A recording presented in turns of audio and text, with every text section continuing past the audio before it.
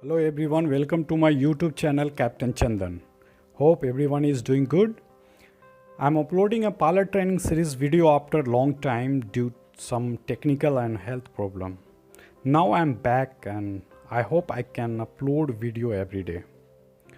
I'm so thankful to my viewers that they keep in touch with me. I got lots of your messages on my WhatsApp and YouTube comment. That is so beautiful. So today going to continue the training series video for CPL and ATPL. So in this series I'm going to cover convergency and conversion angle. We'll see some numerical too.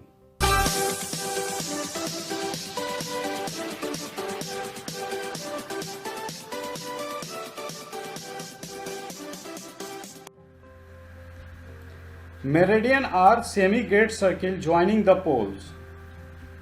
Meridian converge to the nearer pole and diverge as they run away from the nearer pole. So going to the pole, meridian converge, and from pole going away it diverges.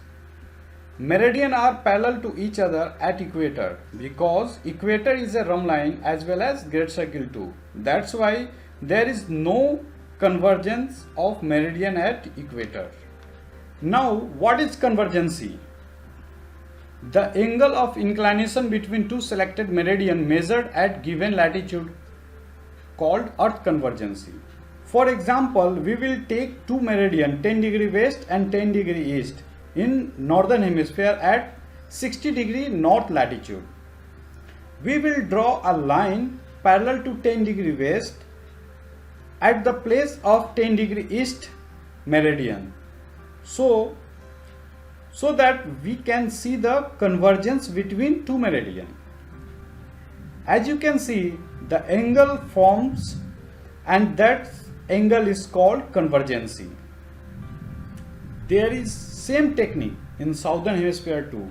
We draw a line parallel of 10 degree west meridian at the place of 10 degree east meridian and the angle forms between them are called convergency. So how to find convergency between two meridian at particular latitude? It is very simple by using formula. Convergency equal difference in longitude times sine latitude. If 2 points are on same latitude, then we just put the value of latitude, example 60 degree, sine 30 degree, sine 40 degree latitude. But if the 2 points are different latitude, then we take a mean latitude. To find a mean latitude, just add both latitude and divided by 2, you will get the value of mean latitude. Some important terms. Number 1, convergency is 0 at equator because the meridian cross the equator at 90 degree. Number 2, convergency is maximum at pole where all the meridian converge. Number 3, convergency increase with increase in latitude and increase of d long. It is a function of sine latitude. Conversion angle.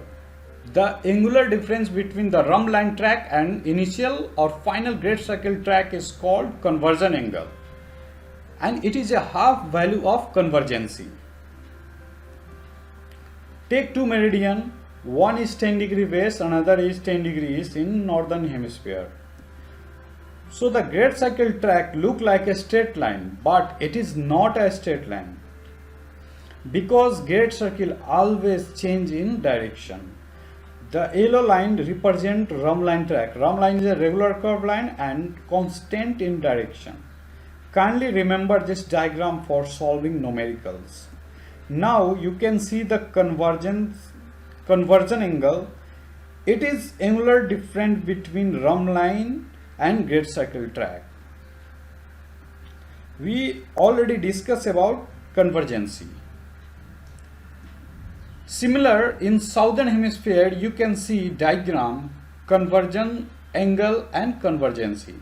If convergency is 10 degrees, so the conversion angle will be 5 degree. Conversion angle equal half of convergency, or in other word you can say half d long times sine latitude. Example, calculate the value of convergence between coordinate A and B. Coordinate are given. To solve this numerical, first we write the coordinate of A and B. To get convergence, we need latitude and d long. But both latitude have a different value. So in this case, we take a mean latitude. For mean latitude, we add 45 degree 25 minute plus 37 degree 53 minute divided by 2. So the mean latitude will be 41 degree 39 minute. D long or CH long is 16 degree 41 minute. Simply 42 degree 17 minute minus 25 degree 36 minute. It will give a D long, that is 16 degree 41 minute. Formula is D long or CH long, both are same, times sine mean lat. If you put the value in formula, convergence will be 11.087 degree and convergence angle is just half, 5.54 degree. The great circle track cross every meridian at a different angle. For example, initial great circle track A angle is a orange color. If the aircraft follow great circle track and reach at point B, then the track or direction is not same initial great circle track. We know for the direction we take a datum as meridian. So to find a final great circle track, we need convergence. The blue color is for convergence. The final great circle track equals convergence plus initial great circle track. Similar in southern hemisphere. But we will not add convergence in initial track to find a final track.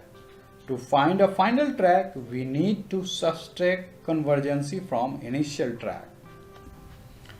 We see some example in northern hemisphere for more clarity. There is two figure, or you can say diagram. In figure 1, initial great circle track from A to B is 60 degree. Convergence is 40 degree.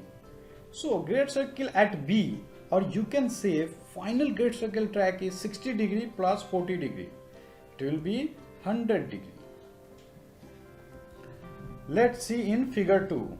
Initial great circle track from C to D is 280 degree. Conversion angle is 45 degree. So great circle track or final great circle track at D is 280 degree minus 45 degree, that is 235 degree. Remember always either initial or final track always measured from present meridian where aircraft is currently flying. Well, now in southern hemisphere,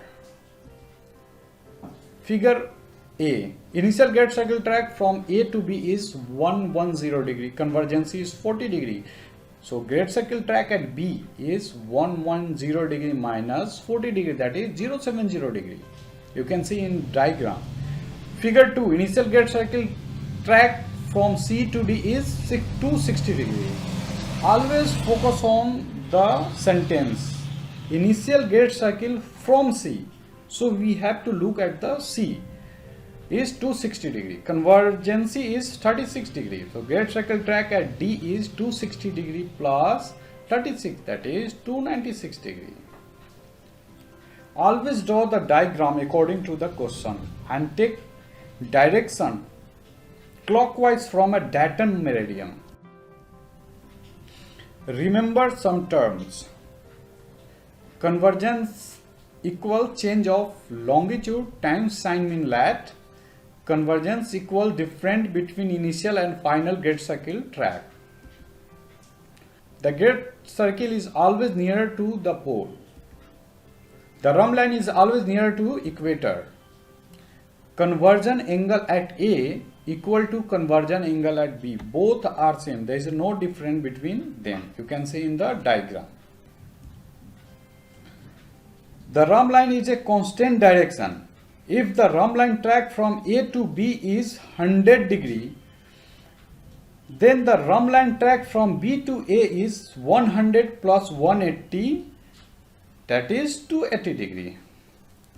You can always take the reciprocal of rhumb line, but never take a great circle reciprocal, because great circle is regular curved line. After applying convergent angle, we can find initial great circle track. Example, the great circle bearing of A from B is 255 degree. The rhumb line bearing of B from A is 84 degree. Find great circle bearing of B from A, rhumb line bearing of A from B, convergent angle, convergency, and hemisphere in which they are located. So we first draw a diagram according to question. If you notice, hemisphere is not mentioned in question. So what we can do, we draw a diagram in both hemisphere, and we will check which hemisphere is correct according to question, or you can say which hemisphere is suitable according to question. For selection of hemisphere, I will give a full detail in the end of video. For now, we just take southern hemisphere to solve this question. Rhumb line bearing of B from A is 84 degree. It is given in question. So as we know that reciprocal is possible for rhumb line bearing. So rhumb line bearing of A from B from opposite side is 84 plus 180, that is 264. Now great circle bearing of A from B is 255. It is also mentioned in question.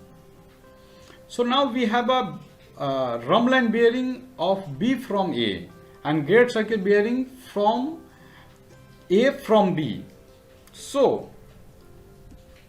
then the CA will be rhumb line minus great circle. The 264 minus 255, that is 9 degree, because convergent angle is initial great circle and rhumb line. So the convergency equal 2 times convergent angle, that is 18 degree. Great circle bearing of B from A 84 degree, that is rhumb line. If you add a convergent angle 9 degree, it will give you great circle bearing of B from A, that is 093 degree. They are in southern hemisphere. We will discuss in upcoming slide. The great circle bearing of X from Y is 72 degree. The rhumb line bearing of Y from X is 259 degree. What is the great circle bearing of Y from X if they are in northern hemisphere? In this question, hemisphere is mentioned, so we can draw a diagram. In the question, rhumb line bearing of Y from X is 259 degree. And we know that reciprocal is possible in rhumb line bearing. So rhumb line bearing of X from Y, that is 259 minus 180, that it will be 079 degree. Great circle bearing of X from Y is 72 degree given in question. So convergent angle equal rhumb line minus great circle, that is 079 degree minus 072 degree, that is 7 degree. If you know the convergent angle, then great circle bearing of Y from X equal 259 degree plus 7 degree, that is 266 degree. That will be our answer. Note, the convergency of a meridian determines the direction of great circle. The great circle direction is continuous change because the meridian are not a straight line, they are converging. The rhumb line always closer to equator between 2 points than the great circle track. Convergency is 0 at equator and maximum at pole. The difference between the initial and final track is also the angle between the two meridian, which is their convergency. If 2 points are on same parallel of latitude, the rhumb line track will be 090 or 27. Great circle bearing of A from B is 255 degree. Rhumb line bearing of B from A is 84 degree. Find hemisphere. So we'll find in which hemisphere I should draw a diagram. So first we take in northern hemisphere. This the great circle, and that one is rhumb line. So great circle bearing of A from B. If I put a point B here, so this angle is not a 255 degrees. So anyhow I have to put point B here and point A will be here. So great circle bearing of A from B is 255 degree. So we will take a clockwise from meridian. From B, remember the terms, from B. So we will take from B, 255 degree, great circle. So great circle this one, so 255 degree. Now rhumb line bearing of B from A is 84 degree. Rhumb line is 84 degree. And we know that for rhumb line reciprocal is possible. So rhumb line bearing from B equals 180 plus 84. It will be 264. So rhumb line bearing of B will be, I will just dot it is, B will be, rhumb line will be 264. Now if you can see, the bigger arc is 255 and the smaller arc is 265. It is not possible, right? Because it is a bigger arc, it should be bigger. But here if I draw a diagram, it shows that from meridian the great circle is 255 and rhumb line is 265. Rhumb line somewhere here. So this situation is not suitable. Now we will see in southern hemisphere. This is the great circle, and for great circle, and this is a rhumb line. Here point B and point A. So great circle bearing of B from A, great circle bearing of A from B is 255. So great circle is 255, and rhumb line is 265 from B. So rhumb line is 265. So it is possible. See, 265. It is possible because the smaller arc is 255, the bigger arc is 265. It is possible. So we will take a southern hemisphere. So hope you guys understand, and kindly do more practice from Keith Williams.